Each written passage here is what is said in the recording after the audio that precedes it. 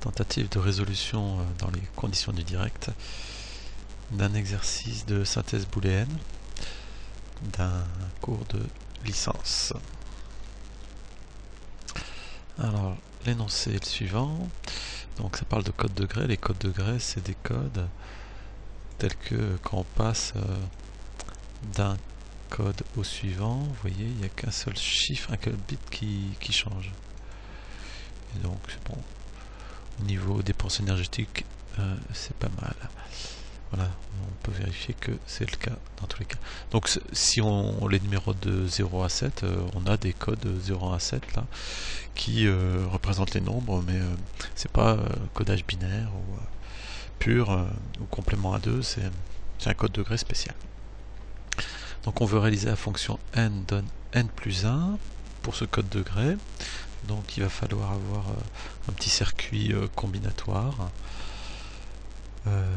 avec 3 bits en entrée, 3 bits en sortie, qui fait passage de l'un à l'autre. Bon, ben,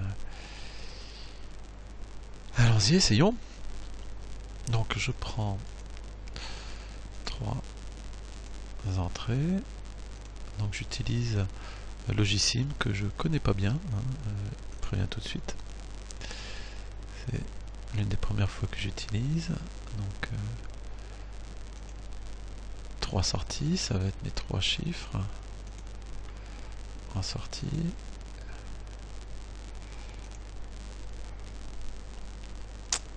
Et entre, ben, il faudra mettre des portes booléennes. Alors, mettre des portes booléennes. Donc je vais peut-être prendre ce tableau là pour voir un petit peu ce que je peux faire sur le papier déjà. Donc, oups, ouais, bon, c'est pas terrible.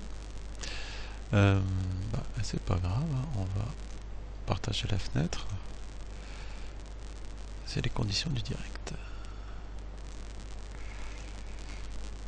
Donc je voudrais pour 0, 0, 0 obtenir, donc je vais les appeler ABC, mes chiffres donne x, y, z.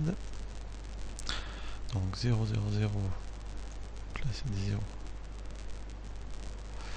donne 0, 0, 1, 0, 0, 1, donne 0, 1, 1, donc je lis, hein.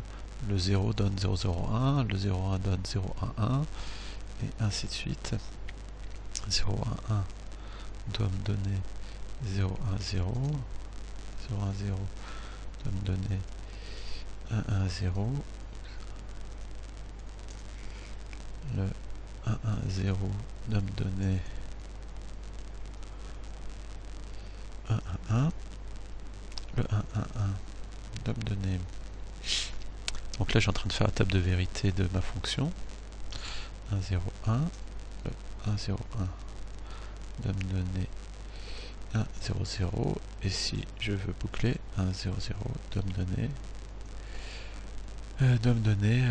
0, 0, 0. Donc il y en a 1, 2, 3, 4, 5, 6, 7, 8. A priori, il y a tous les codes. On pourrait le remettre dans l'ordre si on voulait. Je sais pas si ça a une grande utilité. Je sais pas si je peux changer ici la forme de la mise en forme.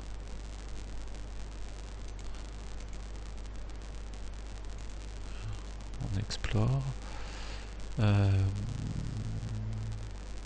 Voilà. Donc si je remets dans l'ordre ABC, X, Y, Z, ça n'a pas changé. Ça, ces deux lignes là.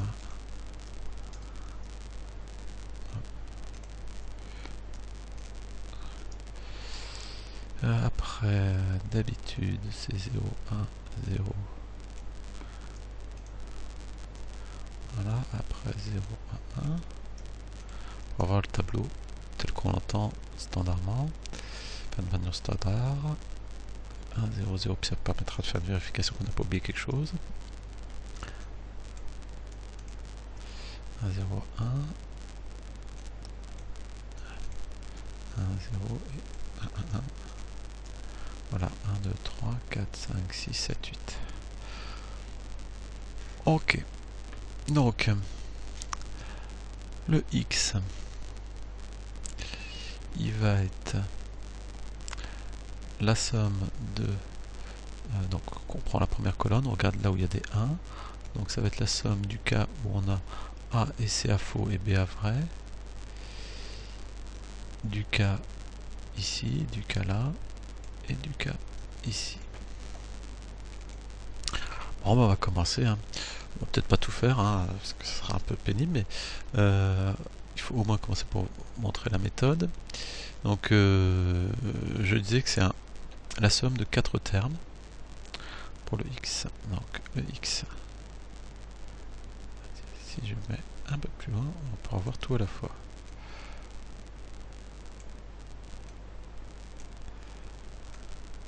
Oups. Ça, j'en veux pas de ce truc-là. C'est pas ça. C'est un peu rapide pour le dessiner. Donc,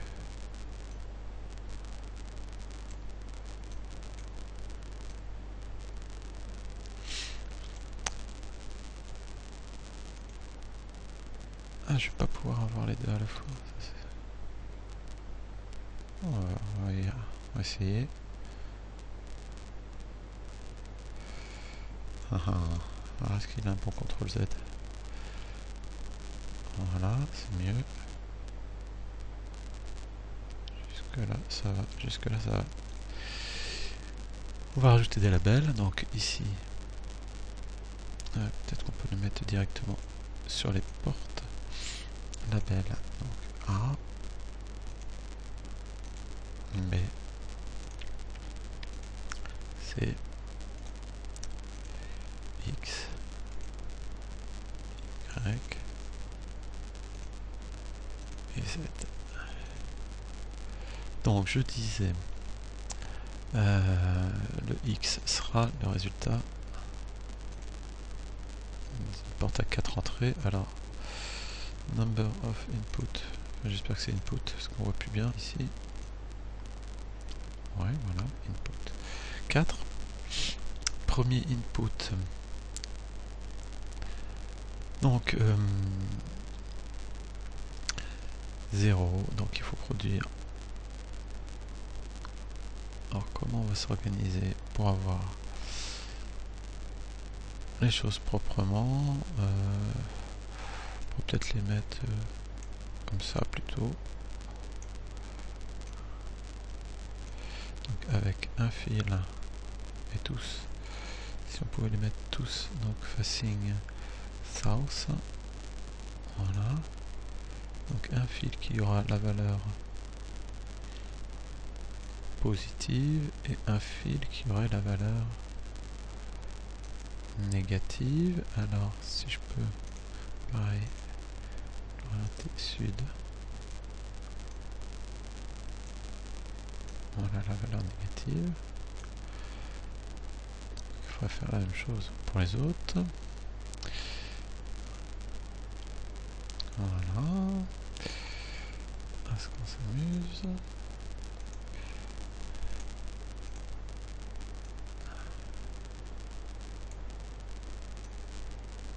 Donc je les prépare tous parce que probablement j'en aurai besoin. Vous voyez les différentes couleurs, hein. Le plus foncé apparemment c'est pour dire quand c'est faux et le plus clair c'est pour dire quand c'est vrai. On peut vérifier ça si on se met en simulation et qu'on change la valeur de l'entrée. Voilà, les sombres et les clairs changent. Et puis là, quand c'est bleu ou rouge, je sais que ça doit être indéterminé. Dernier manip.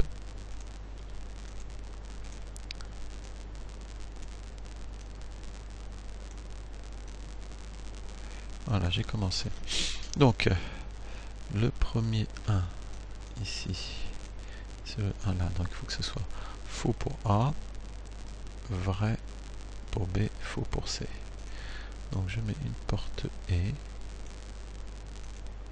à 3 cette fois.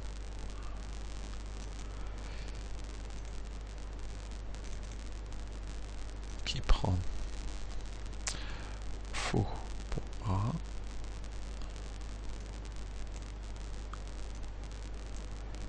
vrai pour B et faux pour C. Et le résultat, je le fais rentrer dans le OU. Pour l'instant, il faut, donc on n'est pas dans ce cas-là, on est dans le cas 0, 0, mais bon. Tous les autres cas, alors si on se mettait dans un cas, justement, où on avait 0, 1, 0, et ben voilà, ça serait déjà vrai. Mais dans un autre cas où ça devrait être vrai, 1, 1, 0, par contre, c'est pas ce morceau-là de circuit qui va nous fournir la valeur. Donc il m'en faut 3 autres des portes E.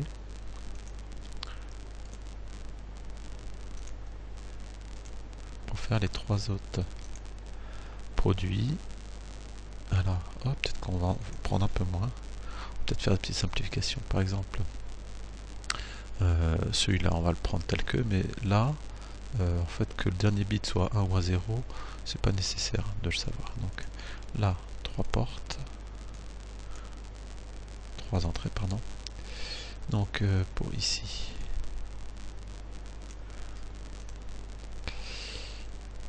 Vrai, faux, vrai, vrai.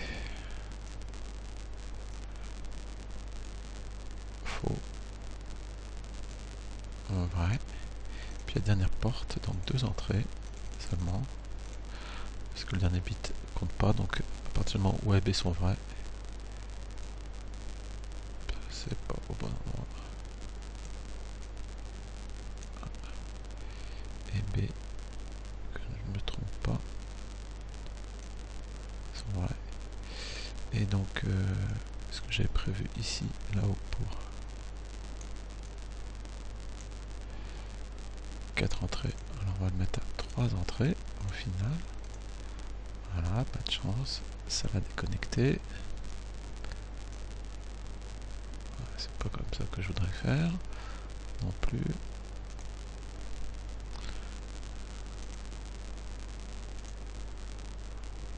On va y arriver.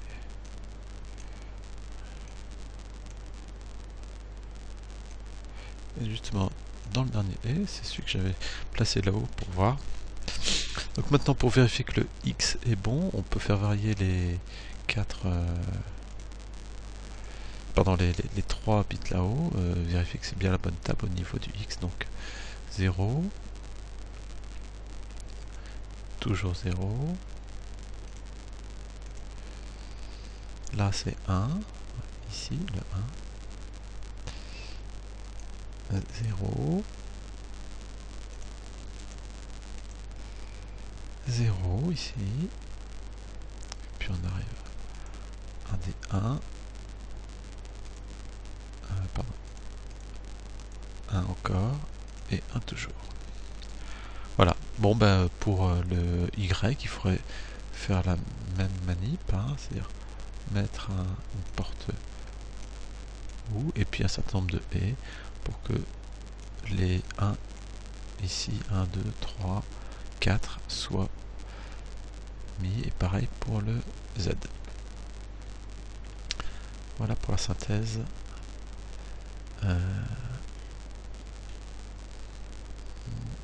Ou une partie de la synthèse de la porte du circuit que l'on recherche.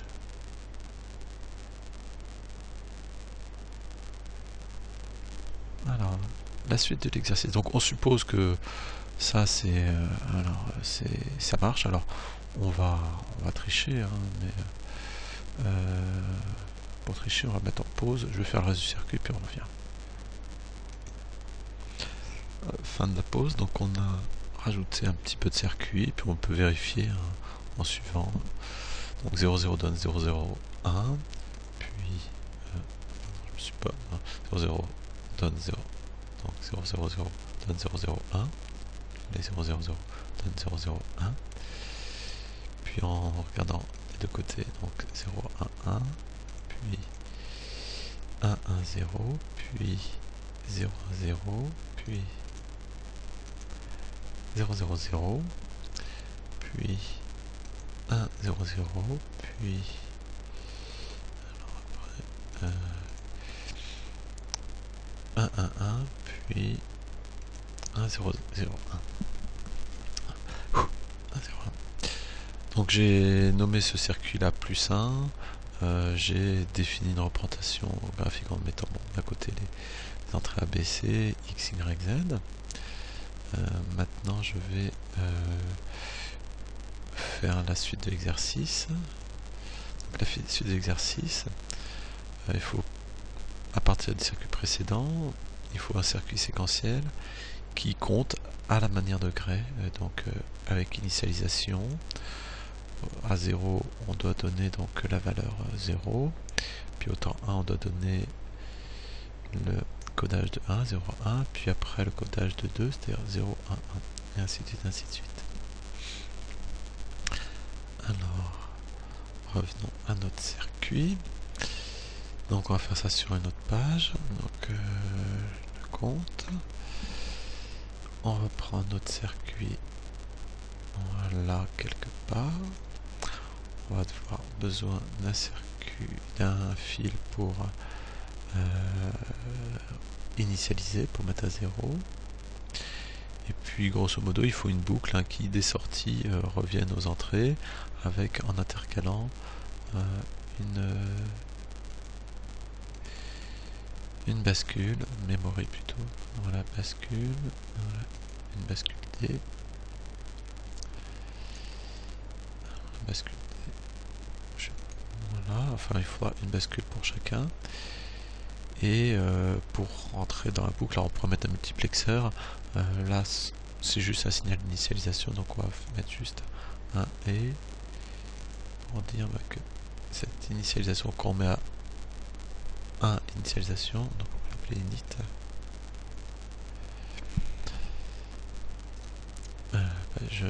Donc on met tout à 0, donc avec un et, c'est par exemple on inverse et on fait un ou.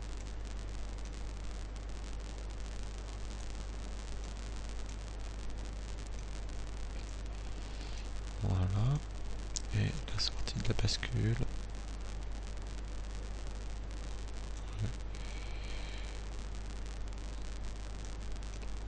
Voilà, ça c'est le circuit de base. On refait ça 2 fois. Alors, dans l'ordre. D'abord le et. Zoo. Ça c'est pour l'initialisation. Zoo. Une autre bascule. D.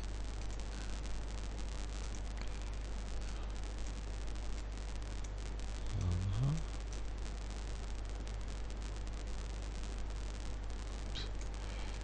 Voilà. Et une troisième fois donc un autre et.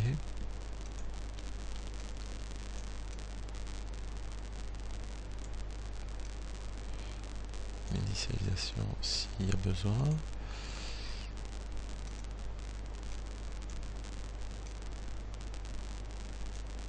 Et on reboucle dessus. Alors il faut en plus les bascules là avoir une horloge. Alors une horloge c'est ici, une horloge qui fournit un signal